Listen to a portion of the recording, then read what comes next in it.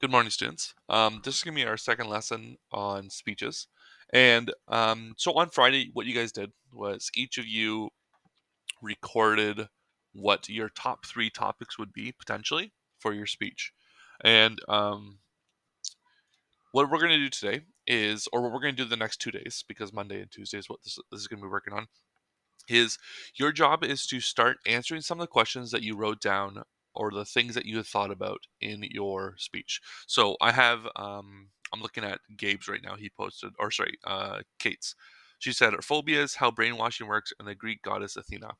So what Kate hopefully did, and I think most of you did this as well, um, is you had the three topics that you've chosen, and now you want to start asking questions about what sort of stuff do you want to understand about it. Um, so maybe if you don't have a so in Kate's example, maybe she doesn't have a great understanding of who Athena is. That may be something that's important to looking into. Um, Maybe it could be something like what was her role in the Greek mythology? Um, Maybe who was she closely related to, or what sort of interesting things happened to her? Right? Those are all questions that you probably would want to ask yourself as you start looking into the topics. So here I have, and I showed this to you guys before. My three topics were stuck in the Suez Canal, Canada's most famous battles, and how temperature affects the way we breathe and exercise. I wrote down some initial questions that I'm going to now start looking into and reading up on. This is similar to how we did our history project. We sort of had a baseline point of information, and then what you guys have done is now become more and more specific about what answers you want to answer, what questions you want to answer, and what details you want to do research into.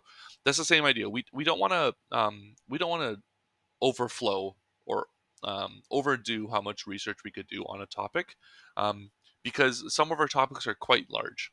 For example, something like um, the Statue of Liberty or famous natural disasters. That's a nice easy example.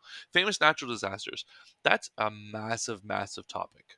There have been thousands or millions of natural disasters that have happened over the last few thousand years. Right? Very easily understood that there's lots of natural disasters. Now, Gabe could run into the problem where he just starts reading about natural disasters but doesn't really have a focus of what his topic is.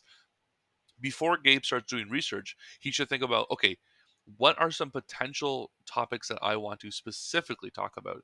Maybe he wants to focus on natural disasters exclusively in Canada, or maybe he wants to focus on, in terms of cost, which one were the largest ones, or maybe in terms of casualties, or maybe he wants to focus on specific types of natural disasters, maybe only earthquakes, or maybe he wants to only do volcanoes, right?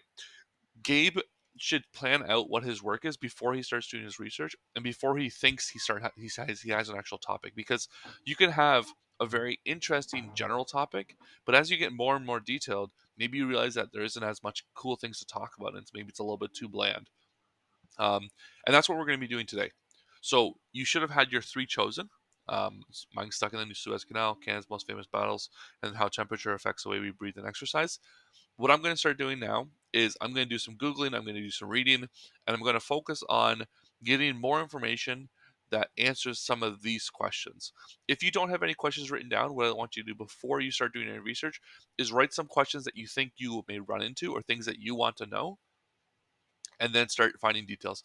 If you know some of this information already, that's good, but then you should dig in for a little bit more deep information, because um, it's not enough to just sort of have the knowledge yourself. It's good for you to find extra information as well, things that you may not know or things that you may find interesting, because then it also makes it more enjoyable for you to write, because it's now new information that you're learning. So that's what we're going to be doing today. We have our three topics. We're going to be writing down some questions. When we have those three questions down, we're going to start doing some research. The general research would be you'd be able to answer these questions in maybe 2 to 3 sentences each. Maybe something like boat names, obviously, very short answer to give. But maybe I want to look at what caused it to actually get stuck in the first place. Was it like maybe a captain error, or was there something wrong with mechanics or whatever? I would want to have an answer for this, maybe 2 to 3 sentences. And every single one of my questions, I should aim to have about, I'd say 4 to 5 questions for your topic, and then 2 to 3 sentences. So at the end of this, we're getting to about 10 to 15 sentences that we've written down about our topics. And I mean about all three topics, because I don't want us to get hyper focused on only just one idea. and really just be like, okay, that is my speech topic, because there's going to be that temptation, but that's not going to cause you to have a good speech.